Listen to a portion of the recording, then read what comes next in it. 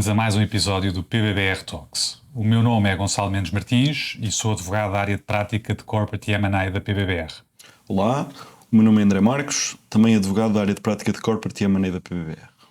O episódio de hoje tem por objetivo abordar alguns temas relacionados com os seguros W&I, Warranty and Indemnity Insurance, um produto cada vez mais habitual nas transações de M&A que assessoramos. E para o efeito, temos o gosto de ter connosco Pedro Correia Pereira e o Sebastião de Carvalho de Lorena, da Marsh, um broker internacional com presença nacional, que providencia serviços de consultoria de risco e corretagem de vários tipos de seguros, incluindo a colocação e contratação de seguros transacionais, a quem começamos por agradecer a presença neste episódio. Pedro e Sebastião, se calhar talvez começasse por vos solicitar que em poucas palavras nos descrevesse o que é um W&I e para que serve. Olha, obrigado André e Gonçalo por este convite e por estarmos aqui hoje para falar sobre este tema. Sim, muito obrigado. Começando por agradecer e tentando ser o mais sucinto possível, que não tentando cair em tocas de coelho e perder completamente o fio à meada. O seguro de W&I tem um objetivo muito simples, que é cobrir perdas ou eventuais perdas que possam advir numa transação por falsidade de qualquer representação e garantia concedida por um vendedor. E isto, desde logo, à partida, envolve uma exclusão de cobertura deste tipo de seguros, que é aquilo que já é conhecido à partida, aquilo que já à partida provocaria uma falsidade qualquer de uma declaração em garantia, não está coberto por este tipo de seguros.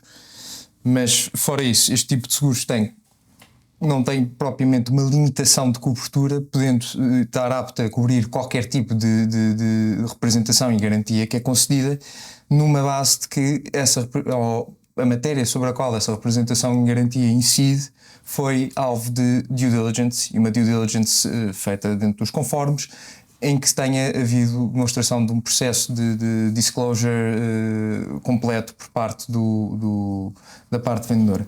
Mas essencialmente é isto, é um seguro que cobre danos que advenham de falsidade de representações e garantias. Sebastião, pegando naquilo que acabou de referir, a seguradora faz sempre a sua própria due diligence ao ativo objeto da transação. Seja uma due diligence mais aprofundada, menos aprofundada. Normalmente pede sempre que lhe sejam disponibilizados os relatórios de due diligence realizadas pela parte compradora e, com base nos resultados dessa due diligence, define o âmbito de cobertura do W&I, em particular quais as declarações e garantias que estão incluídas na apólice, quais as declarações e garantias que estão excluídas e até aquelas que estão apenas parcialmente cobertas pelo W&I. Isto acaba, evidentemente, por ter um impacto material a nível de alocação de risco da transação, porque é um aspecto determinante da fixação do preço.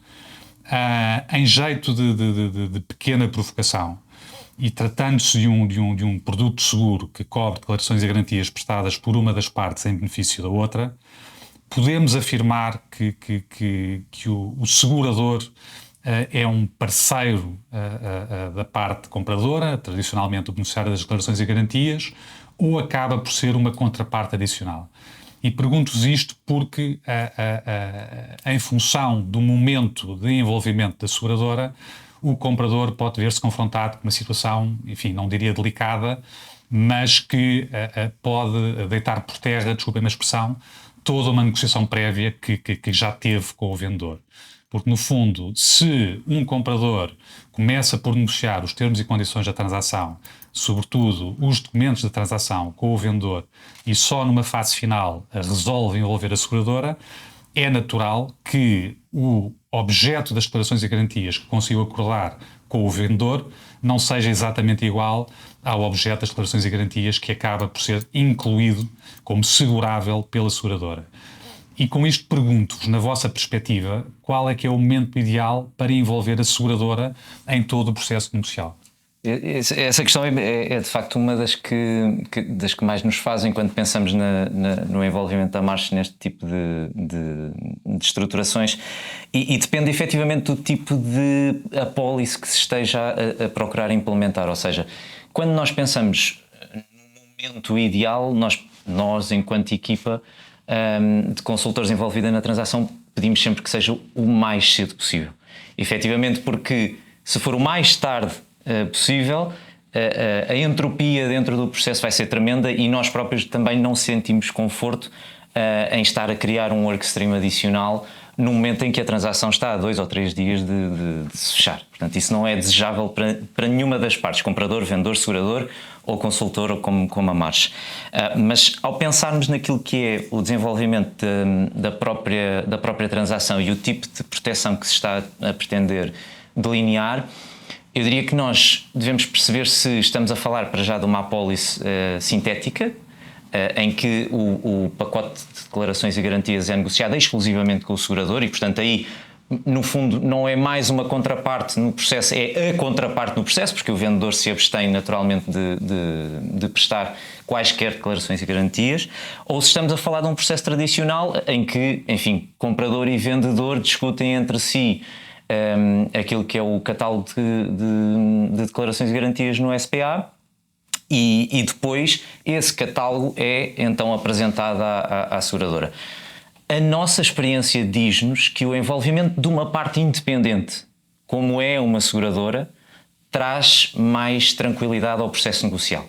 Ou seja, é menos emocional ter um processo em que as declarações e garantias são negociadas entre comprador e vendedor, que estão obviamente em partes antagónicas do processo da transação, e ter uma entidade terceira, que é mais uma, obviamente, no processo, como o WNA é um workstream adicional, como dizíamos, mas que traz alguma independência e algum bom senso naquilo que é a negociação das declarações e garantias e da posição final de cobertura que é passada para a apólice, que pode ou não ser muito semelhante àquilo que é o ponto de partida, dependendo obviamente daquilo que seja o trabalho das auditorias e as descobertas que forem feitas no âmbito desses processos. Sim, e para além de que quanto mais tarde pior é a situação, e muitas vezes o que acontece é que a cobertura dada debaixo de uma apólice WNA, nesses casos então de uma envolvência mais tardia, vai sempre parecer muito mais curta para o comprador do que aquilo que o comprador tinha ao abrigo do SPA. Portanto, o comprador vai sempre sentir que está a perder cobertura, quando na realidade não é bem isso que está a acontecer, mas a perspectiva vai ser sempre essa, e portanto não é o ideal. A experiência também nos mostra isso, porque nas transações que acompanhamos, obviamente já trabalhámos com os dois cenários, ou seja, um primeiro cenário, aquele que o Pedro referia como o cenário ideal, em que ainda em fase de non-binding offer, as partes já estão a prever e a tentar acomodar um segurador WNI para o processo negocial que se vai seguir, mas também já tivemos processos negociais em que não era inicialmente contemplada a existência do WNI, as partes avançaram com o processo negocial, chegaram a um determinado entendimento sobre a alocação de risco, em particular a nível de declarações e garantias, mas depois, por um motivo qualquer, acabaram por querer envolver uma seguradora. E naturalmente que os termos que a seguradora tem para oferecer, muitas vezes não são consistentes com aqueles que as próprias partes já acordaram, gerando as tais inconsistências entre a pólice e a SPA que o Sebastião referiu há pouco. É verdade. No fundo, tem muito a ver com o conceito da própria operação. Ou seja, nós não podemos pensar que uma operação desenvolvida e estruturada para que tenha um encaixe de uma apólice WNI tem os mesmos ritos e os mesmos formalismos de uma operação que eventualmente é gerida sem esse tipo de mecanismos e, portanto, há mais necessidade de negociação e de adaptação da própria redação das declarações e garantias àquilo que é a capacidade dos seguradores absorverem o risco implícito da potencial quebra. E outro aspecto aqui relevante, designadamente que se nota nessas fases adiantadas, estádios adiantados do processo em que a seguradora entra por uma série de motivos, ou porque as partes tinham de facto dificuldade em cobrir riscos que não com um terceiro a ajudar esse aspecto, nota-se que, pelo menos é a minha experiência, que a seguradora entra muitas vezes a tentar mexer o mínimo na transação existente. E esse mínimo que tem que ser mexido é designadamente situações de known matters, pré-existências, situações que existem e que é impossível cobri-las pela natureza do seguro, pela natureza do WNI. Nesse sentido, outra das nossas experiências também é quando há essas contingências específicas, contingências detectadas não cobríveis por um seguro WNI, há outros produtos no mercado virados para essas situações. Se calhar aproveitava para vos perguntar que tipo de produtos, ou quais os produtos mais usuais para estas situações e se de facto tem sentido a adesão dos operadores no mercado a este tipo de produtos. E se, já agora desculpem, se eles aparecem sempre associados a um seguro WNI ou por vezes por mais situações, não é necessário um WNI, mas é necessário cobrir uma situação específica. Se eles também aparecem isoladamente para uma situação específica. Claro, e talvez começando pelo fim, essa é uma boa maneira de começar. Estes tipos de seguro que estás a perguntar nós chamamos de seguros de contingências específicas e não existem necessariamente associados a uma transação, e já colocámos bastantes, normalmente por questões de um risco que afeta o saldo contabilístico de uma empresa ou que pode afetar a saúde financeira de uma empresa. Muitas vezes pede-se que seja auscultado ao mercado para ver se existe alguma solução de seguro que possa cobrir essa contingência, e já foi possível colocar soluções de seguro nessas situações. É uma tendência que vemos cada vez mais no nosso mercado. Ainda está um bocado embrionária, já existe, mas não é como outros mercados onde é claramente um produto muito assente, principalmente quando estamos a falar de riscos fiscais, e tem tido muita saída, muita colocação, a chamada apólice de riscos fiscais. Cá também é o que vemos mais, mas lá está, não de todo com as mesmas dimensões que se vêem ainda fora de Portugal, mas na nossa opinião é uma simples questão de tempo. Fora isso, há muitas outras contingências específicas que são aptas a ser cobertas pelo seguro.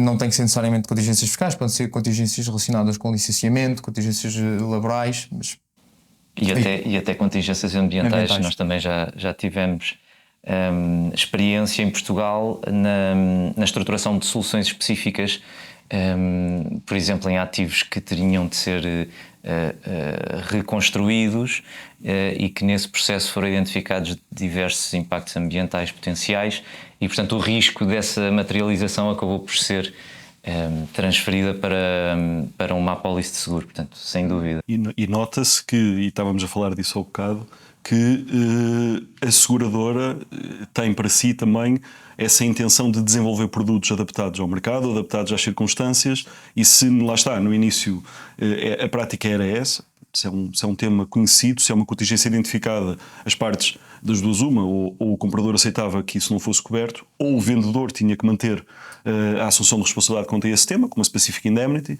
O mercado exigiu que as seguradoras se adaptassem com a criação destes seguros, e eles têm aparecido e vemos então que eles têm sido usados. Quer dizer, o apetite das seguradoras continua limitado a situações que para eles é preto no branco e que existe uma alta não, mas existe alguma certeza de que em caso de litígio a posição do segurado é a posição certa, e que o tratamento legal está a ser legal, jurídico, que está a ser feito da situação é o tratamento correto. Há outras séries de circunstâncias que também afastam ou não a vontade de uma seguradora assegurar o risco em si, desde logo falso de preço, e também da situação de litígio ou pré-litígio da própria contingência em si. Se estivermos a falar de uma contingência já em litígio ou pré-litígio, é muito mais difícil transferir o risco para o mercado segurador do que se estivermos a falar de uma situação mais embrionária em que a contingência acabou de ser detectada. E portanto, mais uma vez, é uma situação em que quanto mais cedo se envolver o mercado segurador, melhor é a solução que se consegue obter. Sebastião, e tentando ligar a pergunta que o André acabou de colocar com a primeira pergunta que vos colocámos, naturalmente que vendedor e comprador num processo de M&A têm posições e interesses completamente antagónicos. A nível de declarações e garantias, o vendedor tenta ser o mais limitado, factual e objetivo possível, porque estamos a falar da responsabilidade do próprio vendedor. E o comprador tenta ser o mais exaustivo possível, tentando muitas vezes incluir em set de declarações e garantias situações que o próprio comprador, em função da due diligence, já sabe que provavelmente não são verdadeiras.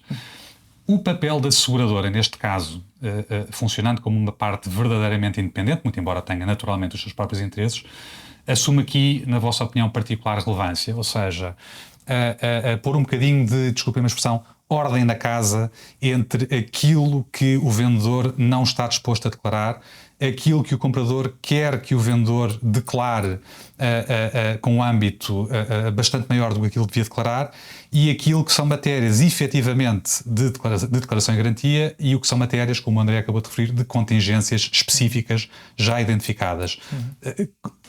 Qual é que é aqui o papel da seguradora na estrutura das declarações e garantias que acabam por ser objeto da apólice? Claro, e é uma pergunta bastante interessante.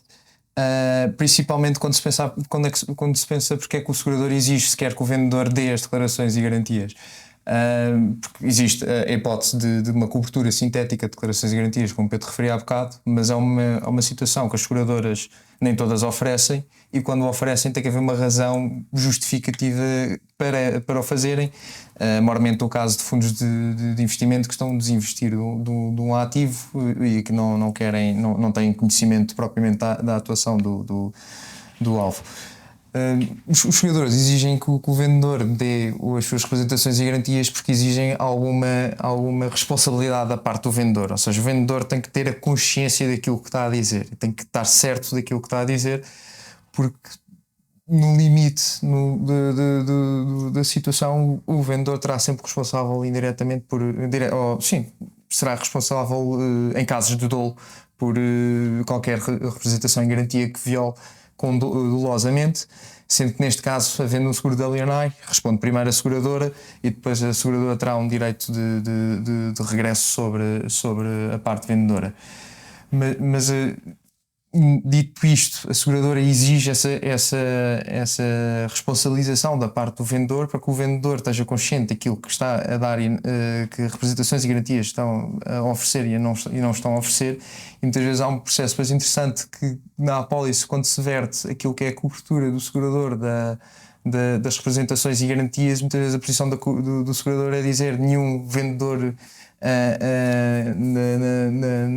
na totalidade das suas capacidades iria dar esta representação e garantia sem estar sujeito a knowledge, ou um qualificativo de conhecimento de vendedor, porque esta warranty dita como está poderia implicar que atuações de terceiros poderia afetar a validade da warranty, portanto eu vou pôr aqui este qualificativo de knowledge. Verifica-se então que às vezes os vendedores, por saberem que vão ter uma seguradora que vão cobrir, são um bocadinho menos diligentes na definição das declarações de garantias que estão disponíveis a dar. Por sua vez, a seguradora é ultra diligente, principalmente nessas, e falo mais das vezes com um critério objetivo, que é se o tema foi ou não alvo de DD, não é? A due diligence realizada, os processos de auditoria pelos assessores financeiros, legais, têm aqui máxima importância, ou seja, se foi objeto de due diligence, pode ser coberto por declarações de garantias e, por sua vez, poderá ou não ser coberto pela responsabilidade, ou transferida a responsabilidade para a seguradora. Sim, é exatamente isso, ainda com o acréscimo de a seguradora vai basear todo o seu conhecimento nas DDs que foram realizadas e depois em perguntas que vai fazer aos assessores sobre essas mesmas DDs que foram realizadas para tentar ganhar todo o conforto que consegue ganhar com a veracidade das representações e garantias. E a seguradora limita-se e está limitada por aquele conhecimento que adquire nesta fase do processo e com a confiança que consegue ganhar que o processo de DD e de partilha de informação pela parte do vendedor foi feito de uma maneira diligente e como um vendedor atuaria mesmo se não existindo seguro. Isto dito, há estas situações depois de qualificativos que são inseridos na apólice e meramente na apólice pelo vendedor. Pelo segurador. Pela seguradora. A seguradora faz essa própria revisão de qualificativos e às vezes aceita-os, às vezes impõe-os. Exatamente. Muito bom. Pedro e Sebastião, temos vindo a falar muito da due diligence feita pelo comprador e também pela seguradora ao ativo objeto da transação. Mas, como sabemos, o mesmo ativo é transacionado variedíssimas vezes ao longo da sua vida útil, em função dos ciclos de investimento e desinvestimento dos compradores, dos investidores. Sendo esta apólice, ou incidindo esta apólice sobre uma transação em concreto, independentemente do ativo ser o mesmo, estas retransmissões de ativo objeto da apólice de seguro podem ser transmitidas sucessivamente na medida em que o próprio ativo é transacionado. Vamos imaginar que um ativo imobiliário que é transacionado 3, 4, 5 vezes, o seguro da WNI que foi contratado para efeito de cobertura das declarações e garantias prestadas pelo primeiro vendedor acompanha tradicionalmente o ativo ou fica limitada à esfera do policyholder e cada processo transacional tem a sua própria, ou deve ter a sua própria apólice de seguro? A resposta é um bocado mista, na verdade. Cada processo, sim, deve ter a sua própria apólice de seguro. O seguro de WNI fica limitado a cada transação em que ocorre, o seguro de WNI tradicional, mas a verdade é que, pedindo à seguradora que se faça uma cobertura de past transactions, uma cobertura de transações anteriores que tenham existido sobre o imóvel, a existência de um seguro de WNI na transação anterior que ainda esteja em vigor, essa apólice de seguro, vai muito longe e ajuda muitíssimo a que o segurador cubra essa outra transação totalmente. Ou seja, o que acontece no fundo não há uma cessão da posição contratual, não há uma extensão da duração da apólice original, mas há uma cobertura da outra transação pela nova apólice. O que o segurador fará em regra a nova apólice vai segurar a transação anterior sobre aquilo que não se consiga ser indenizado ao abrigo da apólice anterior, existindo na outra transação, porque provavelmente também será ativada. E sendo assim, no final uma extensão da cobertura da outra transação com a nova apólice. A exceção a isto, e não é propriamente o seguro de WNI, mas é um produto paralelo, é chamadas apólices title, que são apólices que não funcionam por cobertura de representações e garantias, mas funcionam associadas a transações, funcionando nesse caso por events claims, ou seja, a apólice vai elencar uma série de eventos ou constatações de facto, que se alguma destas constatações de facto ou evento ocorrer ou for falsa, levará a que a apólice possa ser ativada pelo dano que seja sofrido pela existência dessa falsidade ou pela ocorrência ou materialização desse facto.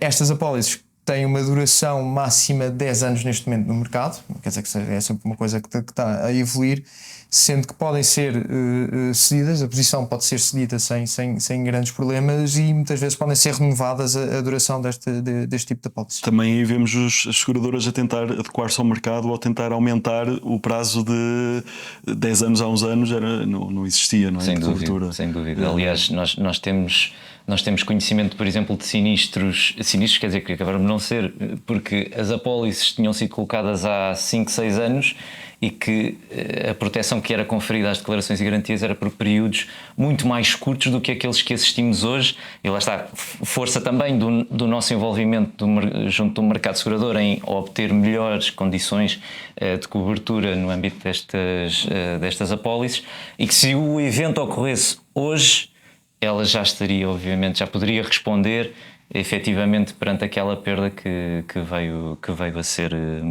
ser infligida. Também aí o broker é o aliado das partes. Sim, sem dúvida. Pelo menos nós acreditamos que sim. E eles dizem-nos que sim também, portanto. Sim, também é a experiência que temos tido.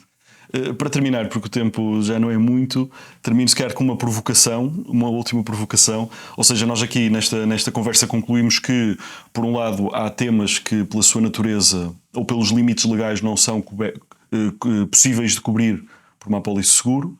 Há temas que pelos ativos ou pelos dados da transação, por contingências conhecidas, quer no processo de due diligence, quer por contingências que não tenham sido alvo de análise nos processos de auditoria, há exclusões, há limitações de responsabilidade das seguradoras. Por uma volta ou outra, há sempre algo que não é possível igualar nesta transferência de responsabilidade do vendedor para a seguradora. Não é possível do lado do comprador, não é possível, é em jeito de pergunta, não é possível do lado do comprador igualar a posição de cobertura para com a seguradora que teria perante uma contraparte normal.